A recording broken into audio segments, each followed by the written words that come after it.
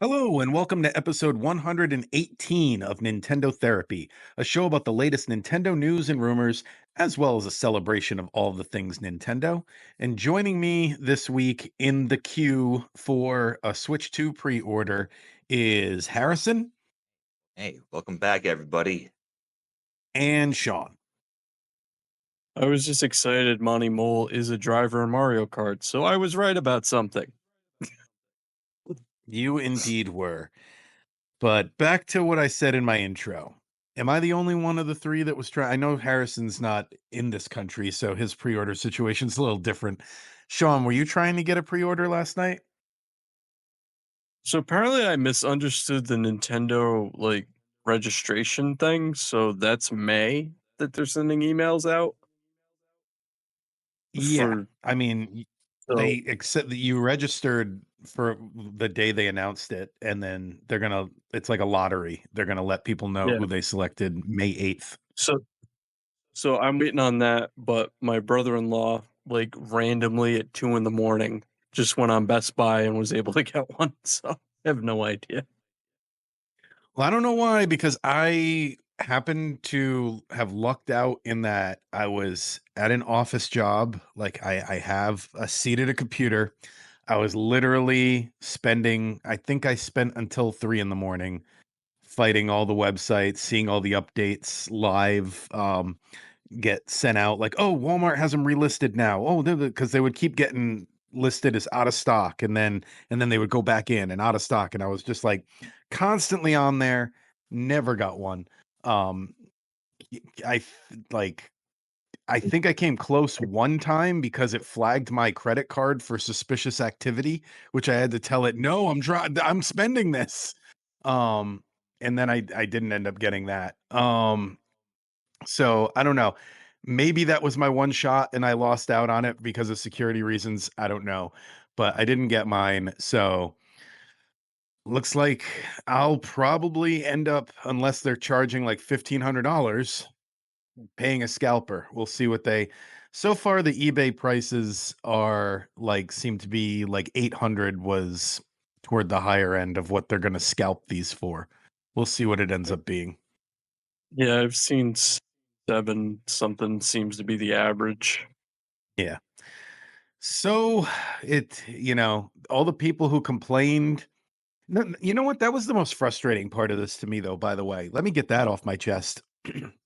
So, all of the people, I saw so many accounts that posted Nintendo's being greedy. This price is too high. They'll never have my money again. I saw at least three people I know sent that message out saying they got their pre order last night. I'm like, Yep.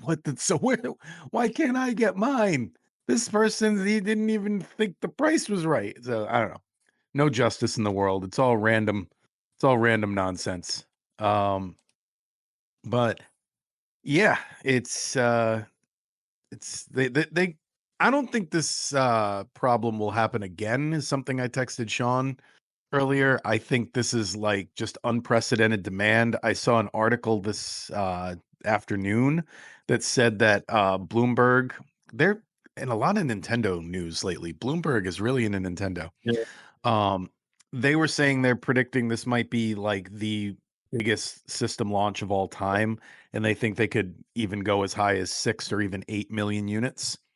For Yeah, it's reference, the current record is 4.5 million. So 6 or 8 would be huge. I mean, Harrison, you put in the notes they already sold, what was it, two in Japan? Yeah, yeah. Well, let's go to that. And so over 2.2 million requests have been made. And for reference, the first month in Japan, they sold 360,000 units of the Switch, which is Hmm. way more than I would have thought. Just because you're coming off the Wii U, and yeah. 360,000 sounds pretty solid Hmm. for, a country. 2.2 million is almost 2% of the nation's population, and if you look at households, it's way more than that. Well, also, So we reported previously their goal for the first year was 20 million units. That's 10% of it right there in just Japan. Right. Crazy. And um I I'm kind of there's no direct there's no direct quote on this one. So a lot of publications are saying that Nintendo is quote unquote concerned about um this and everything. And I'm not sure if that's totally correct because I am a little bit worried about just the overall response from Nintendo. Because I wish it was like we got over 2 million requests. That's great. Because Yeah, after 8 years and after all of this, I understand that we are in complete unprecedented times, but I wish there was a little bit more of a positive response of like, oh yeah, we're gonna get this out and we're gonna make a whole bunch of money selling these things instead of oh no, we don't have enough. um so Yeah, I don't know really I how I feel think about their it. nerves might be just in the fact that they spent so long talking up their game, saying like, "Oh, we're ready this time for scalpers. We're gonna make sure there's yeah, so much product on the market that they can't, that they don't stand a chance." And it seems like demand exceeded even their high estimate of what would be needed. So, yeah. I think their worry is that it is not that they're not going to be able to make them, but that they're gonna end up it's gonna be a scalper situation for a while, which is bad And for Nintendo, not just bad for the consumer, but another Mm, thing that I think most people don't think about is if those systems are in a scalper's trunk waiting to be sold, they're not going to a customer who's buying games, who's buying yeah. accessories, who's buying stuff on the eShop. So that's why Nintendo is motivated to keep them away from scalpers. Not because they care about you, but because it's bad business for them to have systems sitting waiting to be resold. that's true, but I just don't know if they care that much about scalpers. I just don't. I really don't. I was I kind of really, I really disappointed don't. Yeah, that I really the don't because like I yeah, mean I'm just like in my country there's no laws against there's no laws against it Mhm. and like I know it's like a nice thing for Nintendo to say, but sometimes I think like if they're selling units it doesn't really matter to them that much and it feels like a virtue signal I sometimes. I just gotta I say agree I agree with that for something like, a niche item, like a Nintendo 64 controller, for example, or like something when the system's been out for a while. But at the beginning of a system launch, you wanna get those units into customers' hands as quickly as possible to start the life of that system. So I think here it could be genuine. could be. Sean, what do you think? I was kind of disappointed that I think Nintendo Life was going through the launch titles, and most of them are the digital download with the cart, and I was kind of bummed by that. So I Yep. guess whenever I get one, this is going to be the least number of physical copies I own because I'm just going to end up downloading stuff if almost none of them are going to actually be on the cartridge now. So kind of bummed out by that, but I guess that's just kind of where it's going. I saw that. Yeah, I saw that a lot Yeah. of even the physical launch titles are going to have just like the digital codes inside of them. I was trying to I can't find it now, but um yeah, I think that's just the direction Nintendo is going in. And we haven't talked about it in a while, but the 450 price point, I don't think enough people are talking about the fact that like it's going to lead to a $400 I bet a $400 system that is smaller and perhaps digital only, like a Switch Lite. And Yeah. Yep. then there's going to be Yeah. there's going to be a 500 or $550 system, which is the OLED. So I wonder if we're just prepared for that. If I bet the next system that comes out is digital only. I'll Well, make that prediction right now. I know it's hard to compare the specs, specifically, but the OLED Steam Deck is 550. It does have a little bit more going on, but that's the extra $50. So there you go. But yeah, so you're probably right. You're probably looking at a $500 OLED model. Yeah, So yeah, and perhaps we get a $400 model. Mhm. Perhaps yeah, that's where the extra 50 is coming from, but I think I think they're both gonna happen, no question. yeah, Yeah, yeah, but I bet the smaller one's all digital. That's my guess, I could most see and that. likely. someone like me is gonna The be like, "Cool, yeah, sure." I could see it going either way because I do also think they market those smaller models to more casual people who might not be eShop savvy, but then again, we live in an age where everybody is used to downloading apps and stuff, so Yeah, maybe that's just my outdated thinking. I would bet the I opposite. yeah, Yeah, yeah, I would interesting say that the exact same thing, but the opposite. Cyberpunk Oh, okay. is Because they're the used to only, buying apps on their phone, they're gonna be more likely oh, to do yeah, that. yeah, yeah. Yeah. Yeah, Sean? Sorry. Cyberpunk's the only one on on the cartridge, and I just thought that was kinda weird, but It is You're a talking pretty about the big game. game key cards? Is that what you're talking about? yeah, That's Yes, what the they right? key call them cards. now? That's the yeah. Right, right, right. So most of the Cyberpunk launch titles are those, which I don't know, it's disappointing, so it could be I buy Donkey Kong Bonanza, and that's literally the only cartridge that's ever in the thing, so Could yeah, be. yeah. And no game guides or anything in these, you know, physical games or whatever. oh, yeah, yeah. You don't get it even though they give you the little inserts of where something could potentially you could put your own book in there. You can I Yeah. put your wish they own would book do that in more even as, like, a collector's item, like, I feel Yeah, like some Nintendo franchises get them, like, Zelda is very big on still publishing, like, a player's guide for that nostalgia feel, but it really doesn't happen often enough, and I understand it's an outdated thing, but still. yeah. Yeah, I think a lot of and people would. I saw a really funny theory that Donkey Kong and Bonanza is Diddy Kong, and I just was smiled and nodded and went, "Okay." Hmm. Like, Yeah, I what saw happened another to theory Diddy that it was Kong? Donkey Kong Jr., and that's why he's Yep, different, but that wouldn't make any sense either. I think Nintendo just doesn't care about their timelines, guys. It's they've made that pretty clear. it could be. It could be that because It's fun to think about. Yeah. it It's is. fun to think about, you know, buying a game that has a whole different protagonist that you wouldn't Mhm. expect.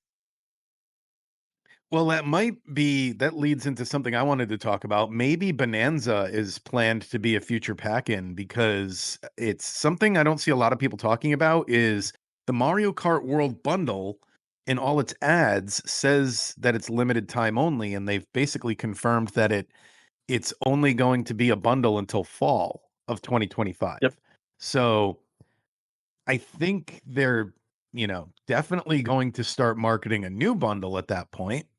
It's sales wise, it's starting to look like there won't be many left over. So that conversation's out. But I wonder what it could be. Bonanza it could be. They keep like speculating on the internet that we might still see a new 3D Mario game this year. I'm starting to think no. I'm starting to think they're waiting for next year on that one.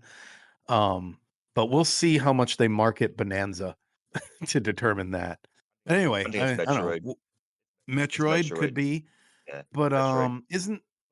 But isn't that but no, it does have a Switch 2 version. You're right. It's not the just the but NES. also, I think it's just Mario Kart again. I think it's just Mario Kart again. So what's going to It be different? I hate to I don't wanna, like, blow up the speculate like, we can speculate, and I already threw out another speculation of Metroid, but I really do think it's just, like, for the life cycle, it's we're gonna have a Switch to Mario Kart bundle because why wouldn't you? You know, You don't think because, you're going to like have the new Ice Climber game? We're gonna Well, have that's tons of bundles, but bundles are meant for those casual gamers, are meant for the Mhm. ones that are like, "I'm buying the system, I don't know what game I want. I don't know what game my son wants." I think it's meant for that because, like, does it really matter if they say it's for a limited time only and then they re-release it as something else? That they just it's the same thing, but they just call it Different color bundle Joy-Cons. version 2. Yeah. yeah, or Yeah, or maybe they change the Joy-Con colors or yeah, there's so many different 3 ways. I months think of, NSO it's free. They do that sometimes. ex Mm. exactly, 3 months of NSO, 6 months of NSO. It's hard for me to imagine that they will just not have a bundle that includes a digital version of Mario Kart. Yeah, Like, because it's a good value. if people are gonna buy it, Yeah. they're gonna sell it. Could they increase the price? Sure, but, uh I think the boring prediction is that. But my other Oh, prediction, Metroid, because I think we have a chance for Metroid to be out in September. I Yeah, it's think so possible. too. Yeah, I think it's definitely going to be towards Christmas, September at the earliest, but that's possible. I was gonna say, I just reminded myself when I said the value thing. I saw an interesting breakdown this week somewhere where it was talking about like when you break down the individual components that are in the Switch box, the 450 price tag is very reasonable compared to what they are charging for all of those components separately. Because like a Mm. Switch 2 dock, I forget what it was. It was like crazy expensive. And then like when you factor in the AC adapter is also something that they sell separately, and, were they including the Joy-Cons in this? I can't remember, but I remember towards the end of it, they were like, "At the end of all that, you're basically getting the Switch unit for only like $100, like, after you factor in all the other Uh, things included." yeah, I get So the dock I get is 110. yeah, yeah, I get that Nintendo is saying they're gonna be most likely selling these at a loss in America and certain countries, but I don't need any justifications on any prices anymore. I'm pretty much I like, just I found don't the mind. more so than Yeah, the justification, I thought the thought process was interesting of, "Let me yeah, see what they sell these things for individually and compare yeah, it." Like, I yeah. never thought to do that. I get it, but like it just comes back to like Nintendo wastes money left and right, and I just don't really I don't want them to come to us and say, well, hey, this is why. Just all I want Nintendo to say is to be like, hey, we know the prices are no good, and we're gonna try our best to fix those. And that's all and that's all that they have to say. They don't actually have to fix the prices. They just have to say our intentions are that they're cheaper, which is So really just what I wanted Doug Bowser to say last time. when you break it down like that, it's dock with an adapter's 110. Mhm. A new set of Joy-Cons is $95. You know, why is it so So much? the price for the system You with everything makes perfect sense and it's oh, cheaper. you also have to factor in, whatever you call it, you need to put on to make it a normal controller. That's in there too. That- That's $40. Exactly. So there's another thing Yeah. packed in. But why are they those prices? Why is the dock $110 when it's a piece of plastic and a USB? Why is it $110? Because it's a 2. I have Yeah. no idea. Because they know Be, people will be, pay it. That's why anything costs what it does.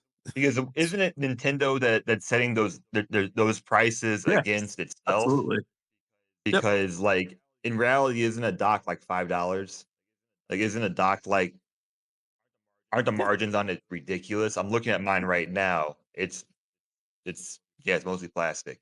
High It's Mhm. mostly quality just plastic.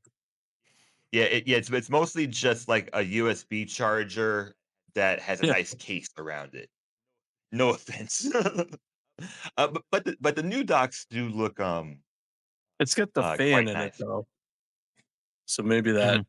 makes a some sort of difference. Yeah, Yeah. yeah. Well, like I said, as a lifelong collector of things, I always recognize things are worth what people are willing to pay for them. Like an expensive comic book is just paper. It's not worth thousands of dollars, but people are willing to pay it.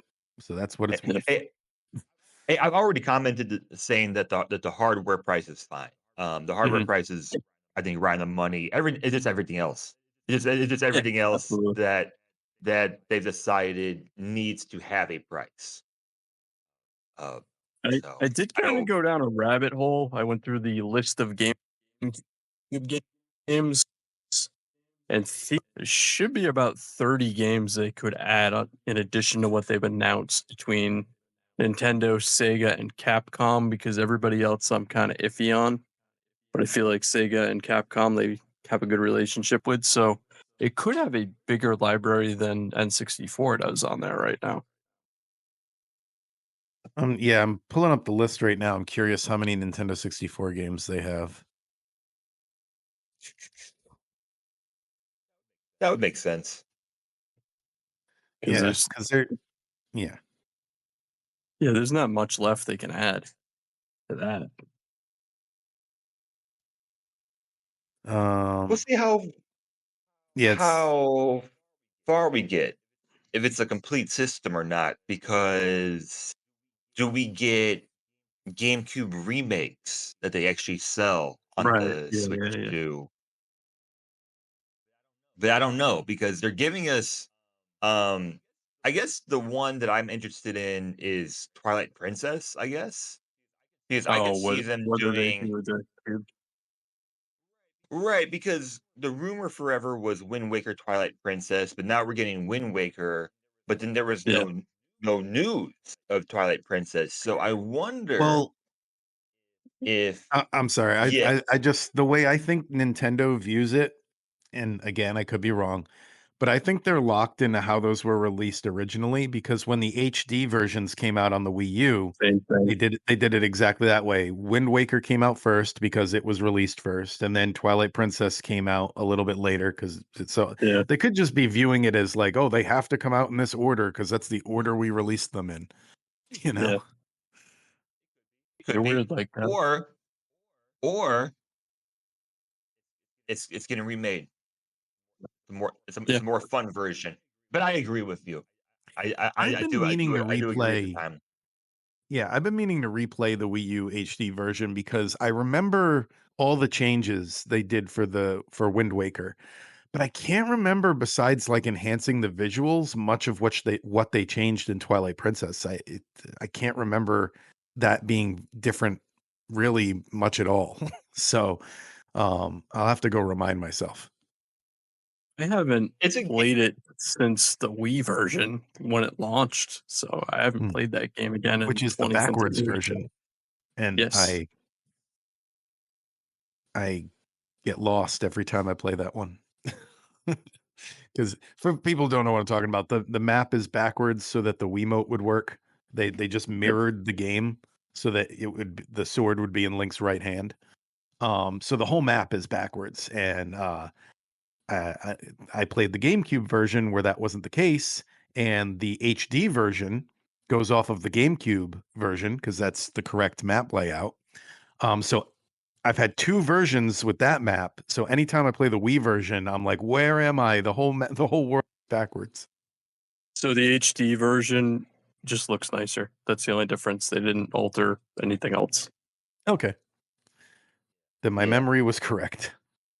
I I've been thinking about this game quite a bit lately just because yeah, like it's such like Zelda is such a big franchise, yet I have no idea what direction they're going in. Um and that was made true when Echoes of Wisdom came out. Yeah. But assuming they're not gonna do another Breath of the Wild game, which they've already said, and that would make sense. I have no idea what the next one is going to be or when it happens. So yeah, Twilight Princess is just something I've been thinking about. Just Do they re-release it? Do they put it on the system? Or is there something else planned with it with another game? I don't know. I really don't know what that system is going to do. Time will tell. Cool. Um, let's do a short hike finally. Can we finally do a short hike Yes.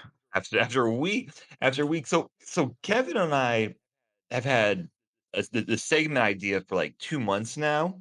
Um, and then we put it off for like a month Well, there was because of a all lot of the news. Yeah.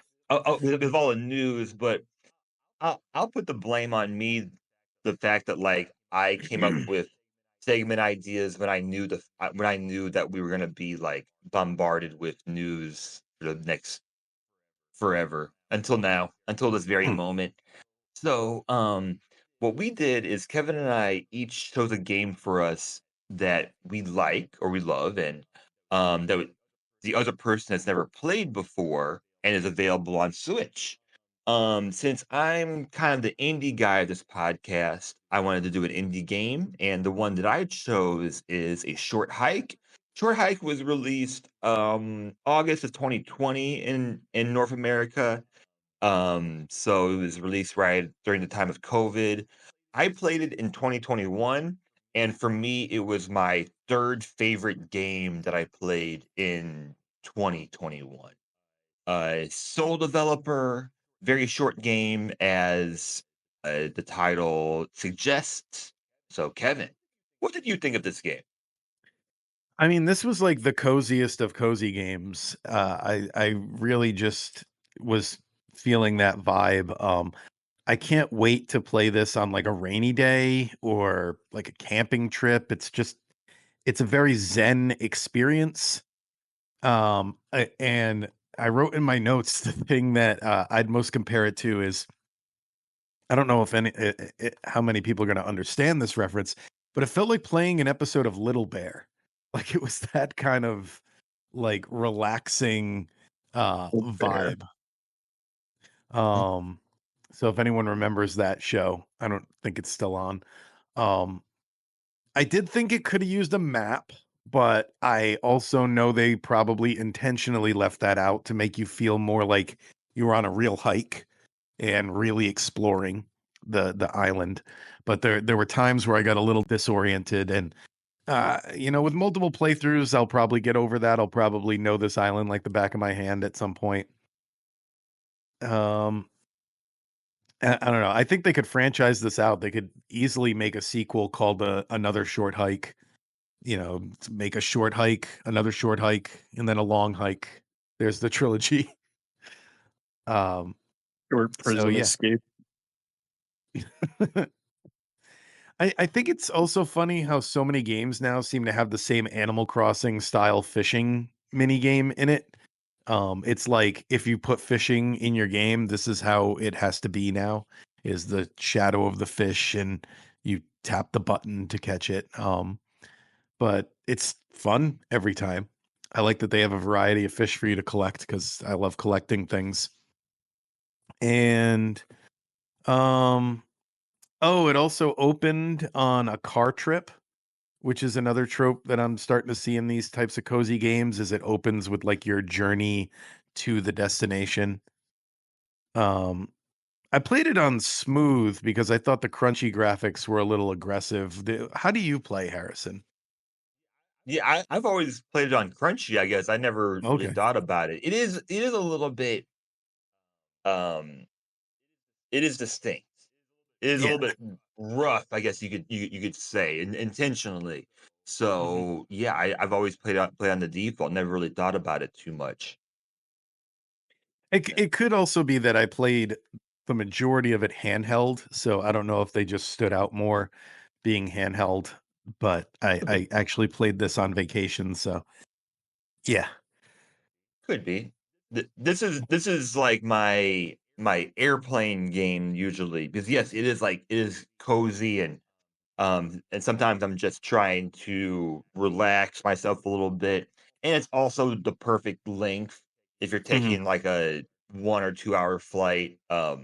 Like if you want something to finish, it's like the length of a movie, perhaps. So yeah, yeah, the Animal Crossing connections. I mean, they straight up have Gulliver in this game. Yep.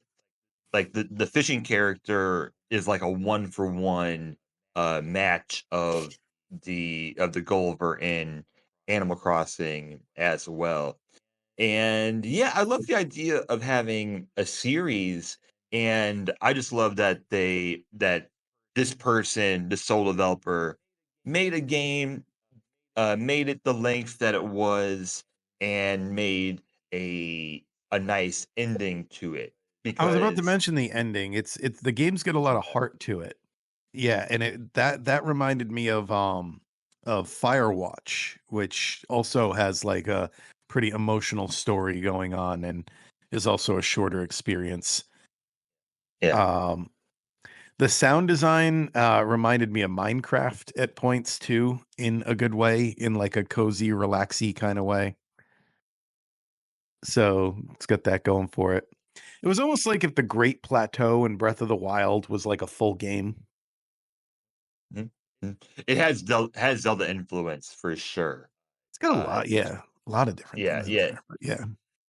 yeah. Like for me, it's a mix of Animal Crossing and Zelda, and I could have used more to yeah, do at the top of the mountain, though. Sean knows I love snow environments, and when I was up there in the snow, I know it's towards the end, but I wish there was more to do up there. there's really nothing. Yeah. There's really no, there's one extra NPC up there. Build a But snowman, come on, like, just something. yeah, yeah, once you're up there, you're just trying to survive. Yeah. And they have the hot springs up there, so it's not really any sort of issue. And for me, I've played it like I record it, which is where this B-roll is coming from. I've played it at least 6 times now. And yeah, I just play until I'm like I'm done, and then I just walk up to the top because I have enough golden feathers to get up there at that point. Well, did I Um, tell you, I can't remember if I sent you a message about this or not, but at the end of the year, we on the podcast have been saying like which games we finished that year.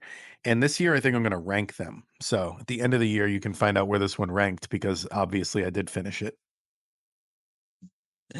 yeah, and the tropes with the car. I mean, I was just happy that they didn't go with the common trope of someone in your family died, Yeah. and now Yeah. you have to go on vacation. Someone in your Harvest family Moon died, and you started have to that, take to be fair. and you have to take over the family farm. Yeah. It's every game now. Every game starts with someone in your family dying, and you have to do something. Yeah. So So Actually, I think Firewatch started that way, the game I just mentioned. yeah.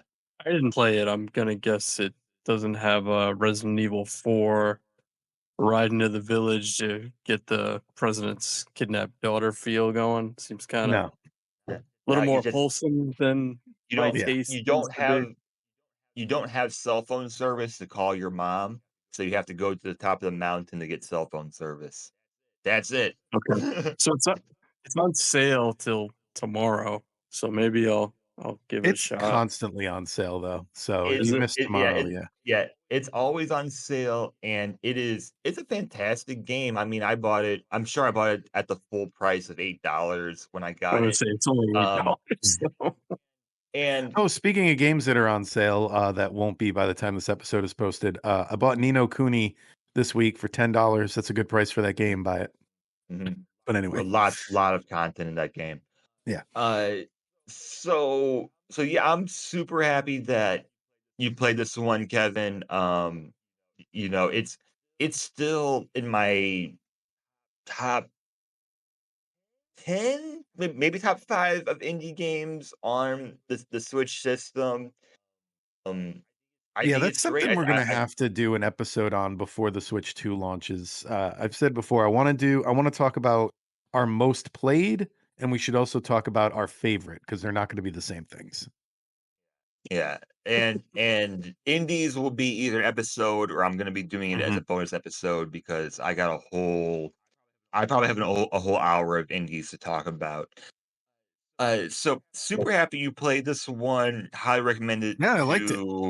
to really just anyone. Like even if you're not so big on cozy games, if you like exploration, um, it's definitely worth checking out. Yeah, I don't It think might I. even be short enough that, like, by the time you realize you're playing a cozy game, it's over. So you don't, it's such a short game, you don't have to really go into it with any kind of bias. If the premise Mhm. sounded good, open world, get to the top of the mountain, do whatever you want in between leaving your house and getting to the top of the mountain. That's the premise of the game. Yeah, yeah, and has lots of replayability. So if you're worried about only a 2-hour experience, you'll probably play it more than once if you Mhm. enjoyed it. So so yeah, and that's awesome. And then we'll see. I know we have the plan for my game, so we'll see next week if we get there. I'll play it this weekend. We'll see if Okay. we uh get to it. Yeah, I So need to make a list because I feel like this is a good segment to have uh uh, a little more often. Maybe we can give Sean one next time. yeah, Shawnee, Yeah, you get into I'm it. I'm gonna What actually? Yeah. I'm gonna have to find something that's reasonable and not like some Yeah. 45-hour Souls like thing where it's like, oh, you're gonna die a lot and get stressed. Hmm. But no, I Yeah. I want you to play all the campaigns in Final Fantasy 14. oh good God. See you in a couple of years. Alright. Do we have more? Because I I Uh, can mean, add really, all I had just as a little, hey, you couldn't get a Switch too. Well, next couple months, you still got these to look forward to on Switch. So Capcom Fighting Collection 2 launches next month, I think. Omnimusha 2 Samurai's Destiny. Omnimusha is one I always see on sale and never think to get. System Shock 2 25th anniversary remaster. Shinobi Art of Vengeance, which I completely forgot was even a thing because it's overshadowed by Ninja Gaiden Ragebound, which is kind of like my big looking forward to yeah, it for the summer game. those should be more spread out. You're right. So they're all coming pretty close together, but there's some goodies for Switch 1 while you're waiting for Switch 2 to be available. yeah. For me, I had High on Life, which is a super random Oh yeah. uh Okay. like I didn't think I would think they'd be done with that game, but that's coming to Switch before the Switch 2. Tamagotchi Plaza, which is probably not for me, but I'm interested in it. Tony Hawk's Pro Skater 3 and 4, which is gonna be a $50 game, which I think is too much, but it's not that bad. You and I Was But never it agree on pricing, Harrison, because I, was I the other yeah, one I heard 40? that and I was like, oh, that's a good price for that. Was there the deluxe edition is 70. well, What's the yeah, del- what's that Like on the goes deluxe? the yeah, Doom so I just Slayer, I think, is a playable oh, skater. yeah. Yeah. Well, Uh, regardless, I guess price doesn't really matter because I'm most likely not gonna be playing it if they changed Pro Skater 4 into something else. I'm most likely not gonna be playing it because I would be happier just playing, like, the Xbox version of Pro Skater 4 that I could just do myself. These are the games I'm buying this year. That's what I have And left. that's Little that's bonus for the it. people who watched us. Looking on the eShop, like, that's it besides whatever's coming to the Switch 2. But I'm very surprised to see, like, there's tons of Switch 1 games coming out June 1st. Mhm. oh Oh, yeah. they're gonna support that This Switch for a while, for this probably at least a year whole 'nother year. yeah, this year has shaped out to be much different than what I would have thought it would be. But there's also more crap than ever, honestly. Like Like, That's just fair. look on the eShop looking on the eShop, for this segment, I passed by at least 5 games with the word survivors in it. I passed by at least 5 games with the word simulator in it. And it's just all the shovelware is just becoming the same thing over and over again. And Nintendo, give us some filters, please. Please give us Survivor some filters Simulator on Deluxe. yeah, That's a good because, one. It's deluxe. like, I like on Steam that, like, if I see a game and And in one. I never wanna see it again, I just click, "Don't show me it." And then I Mhm. never have to, like, scroll through all the H word games that are on the system They that, like a those. lot of children are on also. So, I'm just glad I don't know yeah, what you're talking about. So we'll we'll move um, into a spotlight. How's that sound? let's go. That's a good Yeah. segue. Don't know what we're talking about? Iggy's Wrecking Balls. So the spotlight game we played this week is Iggy's Reckin' Balls for the Nintendo 64. It came out in August of 1998, and it's how to describe it. It's It's unique. so, so it's very unique. You could call it's a racing game technically, although it doesn't Mm, feel like a racing game.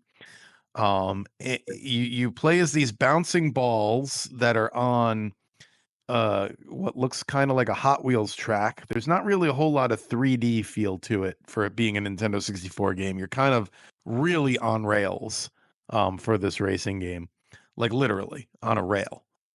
And you hop upwards up the track to yeah, progress. It's got this grappling hook mechanic that I read was inspired by Bionic Commando, a game from 1988. Um, that's the random. faces, their faces on the balls for the game, they all have characters, Yes, and they do. it reminded me of. Do you remember in the 90s they sold these rubber faces like this, like Oh, completely yeah. unrelated to this game? They were I Yep. looked it up this week. They're called Mad Balls. I remember them. Like some would spit out like a smaller eyeball or something. There a lot of them were zombies and stuff like that. It's odd because there was a perfect crossover potential there for them to have Iggy's Wrecking Balls versions. Yeah, but for Nothing. some reason they didn't. Like I don't know, like I can't see why you would play this over Mario Kart or F-Zero when, you know, none of I don't know. I wrote a list of some of the characters. See if anyone out there remembers QT, Chatter, Amanda, Sony, uh, Rob Ert, because he's a robot, so they called him Rob Ert, whatever. Eyeball, Harley, Scully, Gnarly, Snowy. There's there's a lot of characters in this It game. it Nobody remembers just any of them, is my point. sounds like a list of slang for illicit substances were the racer names, like Mhm. Well, like another thought I had was when playing this is Wave Race, better racing game. There's only 4 characters and none of them even have a name. It's like the pink one, the green one, the blue one. Those are the those are what you got. yeah. So, I felt like Acclaim beat Nintendo to this idea because it seemed like a Kirby game. Like, I Yep. coulda saw them doing this with Kirby characters, and they didn't get Yeah. to it quick enough.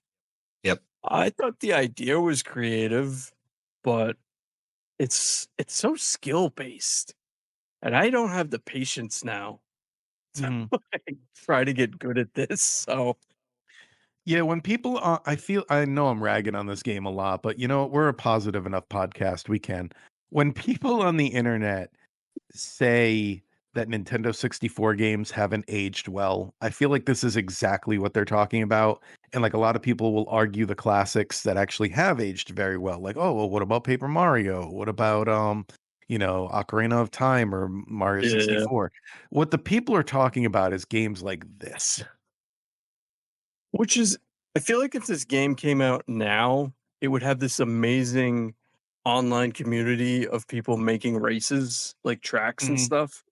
You could probably And that customize your own ball yeah, character. so it'd probably be interesting now, and the entire time I played it, I wanted uni racers on the Mhm. SNES online because I feel like that was a better wacky, weird racing game.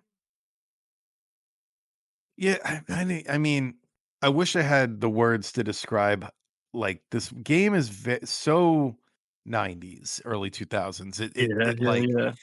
and my memories of it are I wonder if that's influenced by the fact that like my memories of it are purely from they bought a lot of ads for this game. I feel like every video game magazine I read back then had an ad, a full page ad for this game always. Oh, Uh, well, this was very much going to be like, I mean, this was their mascot game. This was yeah. released by Acclaim, which at the time was Iguana Entertainment. And I put in my notes that, like, if you worked at a reptile shop in the 90s, was it just popping all the time? Because I feel like in the 90s, like lizards and iguanas and reptiles were more popular than they ever were. I'm Yeah. right on that, aren't I? You That's are, a and that's we a also talked that about seems in that another episode, hamsters were huge in the in that time period for some reason. yeah, like small, like, critters in the Yep. 90s, right? Like, not Mhm. dogs, not like but for some reason, it was, like, small animals like that, and so, like, the iguana that was in this game was intended to be the actual mascot of the Iguana Entertainment Company, and what a, um, huge company this was in the 90s. I know they went Oh, yeah. bankrupt in, like, 2004, but, like, NBA Jam, Turok 1 and 2, the original South Park game, so many other games that they developed in, like, That's a game I 10, have a 15 soft spot years. for. We talked last week about renting video games. I rented the South Park game a lot, never owned it. We talked Yeah. about like how far into video games did we rent things, so I was definitely renting that. And this company released Turok the year before this game, released Turok 2, like, the year after it, so, Mhm. they were developing games very, very quickly in this time. But for some It's but then, like, funny. I don't know, 4 This years doesn't later, seem they're like gone. the same people that did Turok. Like, normally when you hear about things being the same developers, you see the similarities, but I don't see anything here. I see nothing, I I think I they I did Extreme G. which is a better oh, racing game. That's yeah, yeah. that's crazy. I I put this game a little bit higher for me because I gave it credit that, um, it is one of those innovative N64 Yeah, games. Like, yes, it doesn't age well, and I totally agree with you on that, but the amount of experimentation they were Mhm. doing on the N64 is just wild. It's great Well, to yeah. see, like, how many that's a good different point. kinds of games they tried to do in this new 3D era. Yes. I was gonna say that's a good point. Is like this is very experimental. It's like they wanted to completely rethink what a racing game could be. And it's Yeah. also the type of game you get when you're like, well, we're this deep into development and this is what we have on this crazy idea we thought of so far. Like, we don't know if people are going to accept this, but it's time to release it. Like, there must have been uh there must have been some conversations going on in the offices of like, are people even going to understand what this game is? Yeah. I Yeah, tried to it's see if there's any connection with Super Monkey Ball, couldn't Mm. find any. But that's the connection, like, it's a very loose genre connection that I had made, but I had seen no indication that there was inspiration for Iggy's Wrecking Balls when Super Monkey Ball was developed. Uh, that's and yes, Kirby. Yes, yeah, that should have definitely been a a Kirby game. So This game may be a little bit nauseous to play, so I can only Yeah. play in short bursts. It's Yeah. definitely, I think, way too difficult for me now, to actually want to pursue. Are we ready for who would you recommend this to? Who, where do you rank this? I ranked it really low. I like you said, the visuals kind of are they don't make you feel good. I put it all the way down on 129 on my list, which is right below Kung Fu Heroes on the NES. It's right above The Immortal, also on the NES. It's just I don't know. I don't see it. It's in the category of I don't see myself ever playing this again. So that's kind of what you get when you're down that low in the list. Yeah, Recommendations? I kind of I would not recommend recommendation. this game. I Recommend this I game get to what you. anyone who wants to see how weird the 90s were. There. Yeah, yeah. Yeah, If you that's fine. wanna. Yeah, that's fine. I mean, they want to explore the history of N64, Mhm. I guess. Yeah, I put it at 89. Uh, Decent game. I really have nothing else to say. So, Sean. I I put it at 67, but it was entirely based off that they took a shot at making something different and unique. But I wouldn't go back and play it again. So Yeah, I think Also 89 is high for me because of what you just said. Yes. also yeah. kind of reminds me of Claymates, which was this like claymation game that I think was made by the same people that did Clay Fighter. I think that's on the service as well. If it is, Playmate we'll find was out. Let's see if it gets randomly selected.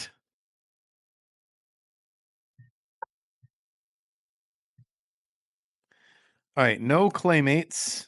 I did do a search just now though, and that is on the service on the Super Nintendo service. So someday we'll be talking about Claymates.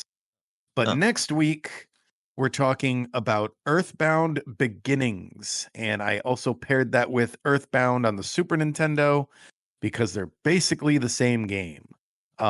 So yeah, I don't expect you all to finish Earthbound in a week. It is a lengthy RPG. I've beaten it, so I can speak on the totality of the story. So if you guys just want to get whatever information you can about it, um, we're doing both. I need more information on the NES one. I never beat that one. I played it nice. for like 3 seconds, enough to notice that it basically seemed like the same game, but on the NES. Nice. Been okay. waiting for this one. Hopefully get some new viewers for this because I know Mhm. Earthbound is one of those like it's a cult game, I think. Oh, Right? for sure. I'm Right. gonna try and beat it in a week. I might be able to. Maybe this is too much of a preview for what I'll say next week, but I feel like Earthbound to me is proof that not all of these games are highly regarded because of nostalgia. Because I finished it for the first time only like I think it was like 2 years ago now, and I loved every minute of it. And I had never played it as a kid, so I had no nostalgia for it. And even in modern day, I loved it. So it's not The always extent about of my that. nostalgia for it is just that the box was huge, and I was like, I gotta get that. The box is Because huge. it came with the player's guide. That's why it was I huge. didn't know it came with the guide. I just was like, oh my god, Yeah. it's got a huge box. I need that. Kevin, you ranked the franchise in A tier when we did our franchise rankings Yep. and had at least one comment saying that it should be an S tier franchise. Um and that like because the sequel was only Japan only, but they Yeah. said Mhm. like even with just the two games, it should be an S tier franchise. So people feel strongly about this one. Yeah, Alright. I stand by the A rank though. I feel like it's just S tier is that type of franchise. S tier is like a mascot franchise. It's like S tier is for like everybody knows this thing, and it's just like I don't know.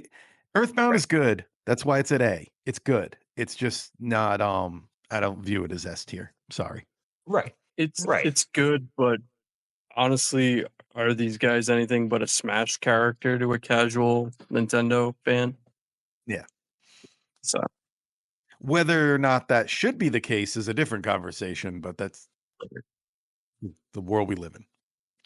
All right. So thank you all for listening. Tune in next week to hear more things I'll say about Earthbound that'll probably make you upset. I do like the game though, so it's all coming from a place of love. Please let us know in the comments down below. Let us know what you would pay for a Switch 2 by a scalper, because it's probably how a lot of us are going to end up getting these. And keep in mind, we're Nintendo fans, not Nintendo experts, so we probably got stuff wrong. So you can email us about any of that at nintendotherapypod@gmail.com, or just check out our link tree. You'll find us at all those places. Thank you very much, and we'll see you next week.